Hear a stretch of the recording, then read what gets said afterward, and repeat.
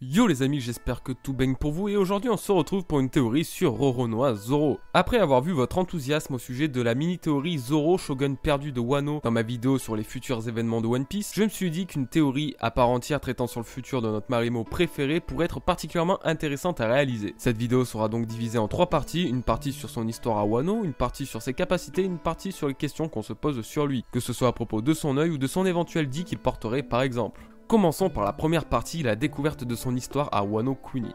Comme de très nombreux Mugiwara, nous ne connaissons que très peu de choses au sujet de Zoro. Nous ne savons pas si ses parents sont toujours en vie ou même s'il est réellement originaire d'East Blue. La seule chose que je pourrais confirmer sans trembler des genoux est que nous allons découvrir ses réelles origines durant l'arc de Wano. Il y a 3 choses qui me font dire ça avec une telle certitude, il s'agit de Monster, Ryuma et Zoro lui-même. J'en ai déjà parlé dans l'ancienne vidéo mais je vais quand même vous faire une petite piqûre de rappel à l'occasion de cette théorie. Oda avait dessiné un one-shot nommé Wanted avant d'écrire One Piece. Dans ce recueil d'histoires, une a retenu l'attention de la communauté, il s'agit de Monster. Monster raconte l'histoire de Ryuma, un samouraï vagabond en perpétuelle quête d'aventure et de défis. Il souhaiterait se confronter au plus grand épéiste de son temps, sobrement nommé King. Dans un bar, il provoqua en duel Cyrano, sabre réputé pour être justement aussi fort que ce King. Malheureusement pour Ryuma, Cyrano a eu le dessus. Sans vous spoiler, si jamais l'envie vous prend de lire Monsters, Ryuma parvient à sauver un village en coupant la tête d'un dragon là où Cyrano avait échoué. C'est vraiment un très gros condensé de l'histoire, là je vous conseille de la lire entièrement car il vaut vraiment le coup d'œil. Quoi qu'il en soit, nous apprenons dans le SBS numéro 47 que le Ryuma de Monsters est le même que celui de One Piece, sauf que plusieurs dizaines voire même centaines d'années se sont écoulées. Et ce fameux Ryuma possédait le trésor national de Wano, à savoir le Shushui, ce qui par déduction nous informe que Ryuma disposait d'une place et d'un titre très particulier au pays des samouraïs. Comme vous l'avez sans doute deviné, si je vous parle tant de Ryuma, c'est à cause des multiples similitudes qu'il partage avec Zoro, ce qui me laisse penser à un lien familial unissant ces deux personnages. Tous deux ont la même obsession de devenir les plus forts et de vaincre la personne portant le titre de plus grand épéiste au monde. Ils ont aussi tué un dragon de la même façon. Zoro utilisait le style à un sabre, donc Litoryu,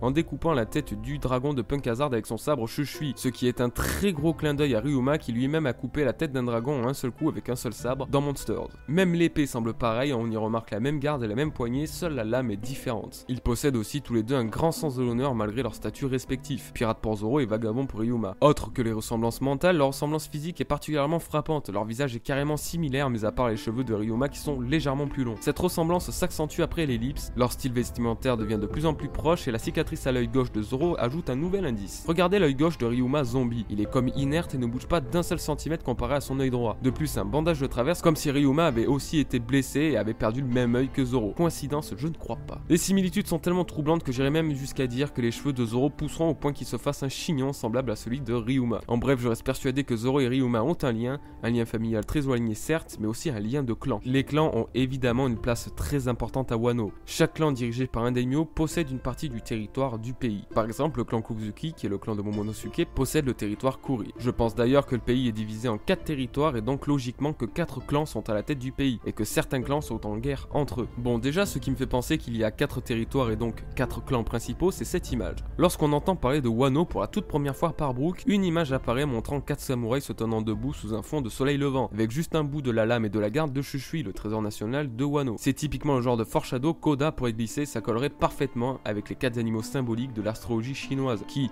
toujours en suivant ma théorie, représenteraient chaque clan de Wano. Donc, dans l'astrologie chinoise, il y a 4 animaux symboles de puissance et de pouvoir, l'oiseau vermillon, le dragon, le tigre et pour finir la tortue. On va essayer d'attribuer chacun de ces 4 animaux aux 4 éventuels et principaux clans de Wano. Comparons le symbole des Kozuki à celui de l'oiseau vermillon. Il est impossible de nier la ressemblance de ces deux animaux, de plus l'élément de cet oiseau est le feu, élément que peut couper Kinemon qui est aussi membre de ce clan. Zoro lui est représenté par le tigre comme on peut le voir dans cette illustration, donc toujours en suivant ma logique et ma théorie, il serait l'un des descendants du clan Tigre. Ensuite, l'actuel shogun qui a tué Oden Kozuki est à coup sûr issu du clan Dragon, ce qui justifierait la haine incroyable qu'éprouve Kinemon envers la race draconique à Punk Hazard. Alors attention, ne vous méprenez pas, je ne dis pas que les représentants des clans de Wano ont l'apparence de l'animal qui symbolise leur clan. Dans le cas de Kinemon qui ressent une profonde colère envers un dragon, c'est sans doute car le dragon est l'animal symbolique du clan à l'origine de l'assassinat d'Oden Kozuki, l'ancien maître de Kinemon. Là encore, et je me répète, Oda est un as du foreshadowing et One Piece est truffé de ce genre de clin d'œil. D'ailleurs, je soupçonne un des membres de l'équipage de Shanks d'avoir un lien direct avec le clan du dragon, principalement à cause de son tatouage. Peut-être que ses intentions ne sont pas autant mauvaises, mais si ma théorie se confirme, il faudra bien garder ce personnage à l'œil. Pour finir, il manque les représentants du clan de la Tortue. Alors je n'ai pas d'idée précise à leur sujet, bien qu'ils pourraient s'être rangés du côté de l'actuel shogun du pays, afin de préserver donc leur clan dans le cadre d'une future guerre. Oui, car vu dans l'état dans lequel se trouve Wano, c'est-à-dire aux mains d'un empereur tyrannique et d'un assassin, un coup d'état éclatera et Zoro sera sans doute un élément primordial en se dressant contre le clan Dragon, accompagné des fidèles du clan Kozuki. Ce face-à-face est annoncé depuis des années dans One Piece, que ce soit en illustration ou dans un chapitre. Et c'est d'ailleurs grâce à ça que j'ai eu le déclic. Le tigre, donc Zoro, se battra à mort face au dragon, le shogun actuel de Wano. L'un et l'autre seront sans doute accompagnés de puissants samouraïs provenant de clans alliés. Sans oublier l'affrontement que Kinemon a planifié contre Zoro pour récupérer Shushui. Bien sûr, si ce duel doit se faire, ça sera avec tout l'honneur que peut posséder un samouraï de Wano. Il n'y aura donc pas de réelle hostilité, mais juste une sorte de combat solennel afin de récupérer le trésor de son pays natal. J'imagine bien que Zoro devra se confronter à un autre membre de clan qui convoite lui aussi Shushui pour le conserver, et donc Kinemon est le candidat idéal. Dans tous les cas, le combat sera très intéressant car Kinemon est un épéiste particulièrement puissant que je place à un niveau relativement proche de celui de Zoro. Sur ce, je pense avoir assez parlé de la première partie, passons à la deuxième. Vous avez sans doute remarqué que j'utilise beaucoup le foreshadowing afin de chercher des indices et de donner du poids à mes théories. Pour rappel, le foreshadowing est un terme fréquemment utilisé dans les séries qui décrit, par exemple, un élément laissé volontairement en avant par les réalisateurs afin d'y voir une sorte de présage au futur de l'histoire de la dite série. Heureusement pour nous, Oda est un vrai fan de cette technique et laisse régulièrement des indices afin de nous aider à mieux imaginer le déroulement de certaines parties de One Piece. Et c'est justement le cas avec Zoro et une nouvelle technique qu'il risquerait d'apprendre à Wano. Retournons au chapitre 126, c'est très loin, à Little Garden. Zoro ressort en feu du gâteau de cire géant qu'a créé Mr. Tree, afin d'asséner une attaque particulièrement badass à Mr. Five. Durant cette attaque, ses 3 sabres ainsi que la quasi-totalité de son corps étaient enflammés, laissant place à une scène vraiment cool que ce soit en anime ou en manga. La réaction de Zoro n'en est pas moins intéressante car celui-ci semble particulièrement intéressé par l'idée des sabres enflammés. Cependant, à cette époque-là, rien ne pouvait nous indiquer qu'il aurait l'occasion de mettre au point une technique du genre. Après l'ellipse, Zoro ne perd pas son intérêt pour le feu et dit clairement vouloir une épée enflammée. Même Usopp, connu pour voir tous ses mensonges devenir réalité, prétend que Zoro peut lancer du feu. Ce n'est qu'à partir de l'apparition de Kinemon et de sa capacité à couper le feu, et une nouvelle réaction de Zoro montrant son intérêt pour cette technique, que ce fameux foreshadowing prend tout son sens. Quand on y pense, Sanji utilise les flammes avec quasiment toutes ses techniques. Luffy a lui aussi le Red Hawk pour invoquer le feu, donc pourquoi pas Zoro, surtout avec tous ses éléments. Et lorsqu'on fait un tout petit bond dans le passé, il a mis un terme à son combat contre Ryuma en l'enflammant grâce à une technique qu'il n'a plus réutilisée depuis. Là encore, je ne pense pas que ce soit une simple coïncidence. Donc oui, Zoro apprendra sans doute une nouvelle technique à Wano qui lui permettra d'enflammer ses cibles.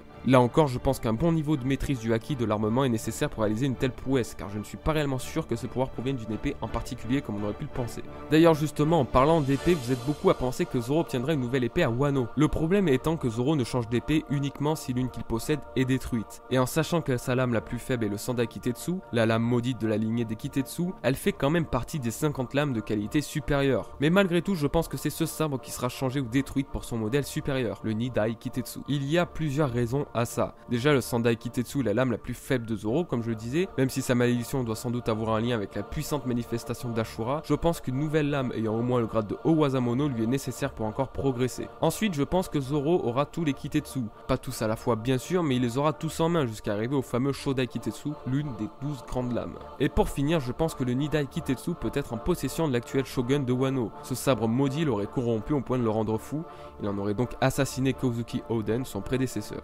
Alors d'ailleurs, petite parenthèse sur le plus puissant des Kitetsu, le Shodai. Nous avons vu un sabre particulièrement ressemblant au Kitetsu dans les mains de l'un des Gurusei. Étant un peu représenté comme les big boss du gouvernement, le sabre de ce Gurusei doit sans doute faire partie des 12 plus grandes lames du monde. Et comme je le disais, il est vraiment similaire au Kitetsu, la poignée ainsi que la garde sont parfaitement identiques, seul le fourreau semble différent. J'imagine clairement Zoro l'affronter et récupérer ce sabre vers la fin de One Piece, reste à savoir quel secret renferme celui-ci.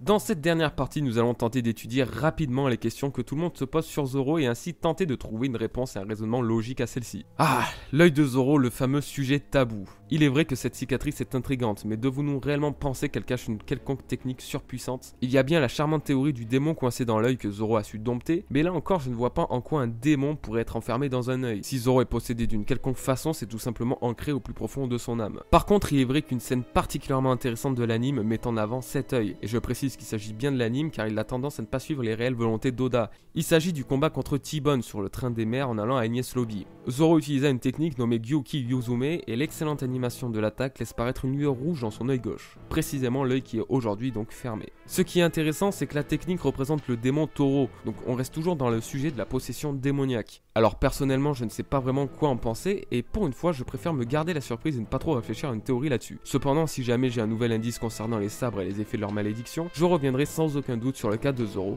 et de son œil. Zoro est-il un Di? Alors, il possède sans doute l'une des plus grandes volontés du manga à ce jour, et cette qualité est la caractéristique principale des Di. Malheureusement, je pense que c'est la seule et unique chose à laquelle on peut rattacher cette théorie. Honnêtement, une fois encore, je ne vois pas trop l'intérêt que Zoro en soit aussi l'un des détenteurs. La particularité de Luffy est justement qu'il est le seul à le posséder dans l'équipage, et ça doit en rester ainsi. À titre d'exemple, je suppose qu'aucun Di était présent dans l'équipage de Roger, excepté Roger lui-même. Cependant, comme me l'a fait remarquer ma dulcinée, il n'est pas impossible que Zoro ait un lien très éloigné avec les Di de par ses ancêtres. Imaginons qu'ils viennent réellement de Wano. Les membres de ce pays résistent au gouvernement mondial depuis des siècles, et l'un des clans, les Kozuki, sont les créateurs des poneglyphes. Il ne serait donc pas étonnant que Wano soit un pays affilié à l'ancien royaume et aux Di. Et regardez Roger, il a bien accueilli Kozuki Oden à bord. Le parallélisme ne s'arrêterait donc pas là entre Luffy et Roger. Donc je pense pas que Zoro soit un Di, mais tout comme Roger, Luffy est entre guillemets destiné à être aidé par les descendants des alliés de l'ancien royaume. Jack vs Zoro. Malgré ses apparitions se comptant sur les doigts d'une main, Jack fait déjà partie de ces antagonistes que l'on considère comme de vraies puissances de la nature. Nous pouvons être sûrs que le combat qu'il livrera contre l'un de nos Mugiwara sera l'un des plus épiques du Nouveau Monde. Et justement, si le parfait adversaire pour Jack était notre Zoro. Alors bien entendu, il n'a peut-être pas le niveau actuellement, mais à l'avenir je pense que ce sera un duel inévitable. Une fois de plus, Oda nous fait comprendre sur Zou en montrant la réaction de Zoro à chaque fois qu'un Minx mentionnait les horreurs que commettait Jack. De plus, en analysant ces illustrations, on y découvre certaines choses assez intéressantes. Dans celle-ci, nous pouvons voir Zoro prêt à dégainer son sabre, portant un brassard sur le bras gauche avec ce qui semble être Jack écrit dessus. Alors nous ne pouvons pas vraiment être sûrs de ce qui est écrit sur ce fameux brassard, mais la coïncidence reste intéressante. Passons à cette illustration où les Mugiwara se font chasser par un mammouth géant avec un Zoro toujours prêt à riposter. Là encore, tout n'est qu'une question d'interprétation, mais étant donné que Jack possède le fruit du mammouth et que Zoro semble vouloir l'affronter, il faut avouer que ça reste intriguant. Si on veut pousser l'analyse, on peut voir Luffy qui pointe du doigt Zoro comme si son devoir était de l'affronter. Pour finir, l'illustration d'Halloween, celle qui pour moi est la plus explicite. Nous pouvons voir Zoro assis sur une citrouille et rien que son accoutrement en dit long. Il porte des sandales dignes des samouraïs ainsi qu'une chemise au motif de flamme, ce qui est déjà en raccord avec ce que j'ai pu raconter plus haut. Mais le plus troublant est cette croix avec le nom de Jack inscrit dessus, très clairement lisible. Tous ces petits détails, aussi farfelus soient-ils, me font donc penser que Zoro se battra contre Jack à un moment de l'histoire. Luffy pourra lui s'occuper de Kaido, tandis que Sanji aura sans aucun doute un autre commandant de l'armée de Kaido à affronter. Tous ces éléments sont à prendre avec des pincettes, bien évidemment, il faut garder en tête qu'il s'agit que d'une théorie. Les amis, cette vidéo particulièrement longue est désormais terminée, j'espère qu'elle vous aura plu et que ce nouveau format vous conviendra. N'hésitez surtout pas à me dire ce qui ne va pas et les changements qui pourraient y être apportés, j'attends vos retours pour améliorer tout ça. Je vous invite aussi à me suivre sur Twitter, Facebook ainsi que Twitch pour ne rater aucun de mes lives. Sans oublier de vous abonner à ma chaîne YouTube si le cœur vous en dit. J'espère que vous avez tous passé une excellente rentrée et je vous dis à très bientôt les amis, peace à vous.